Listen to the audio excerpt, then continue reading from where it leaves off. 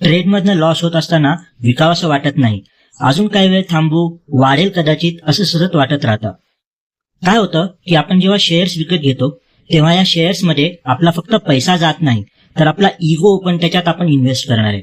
आता हा इगो आपल्याला सतत असं सांगत राहतो आपल्याला हारायचं नाहीये बरं का, आणि शेअर मधला लॉस म्हणजे आपण हारतोय की काय असं फिलिंग कुठेतरी यायला लागतं. मग शिकायचं काय आणि करायचं कसं? तर सगळ्यात पहिले, ट्रेडमधनं लॉस होतो आहे याचा अर्थ आपण वाईट ट्रेडर झालो किंवा आपलं अनालिसिस खूपच चुकतंय किंवा आपल्याला हारतोय आपण, असं काही नाही. हा फक्त एक लॉस आहे. करायचं काय तर त्या ट्रेडमधनं बाहेर पडा, शेअर्समधनं एक्झिट घ्या. जास्त योग्य परिस्थिती अनबायस्ड दिसायला लागेल. कदाचित रिएंट्री हा पर्याय आपल्याला दिसायला लागतो, किंवा कदाचित विकल्यानंतर बरं पण वाटतं की अरे वा छान केलं.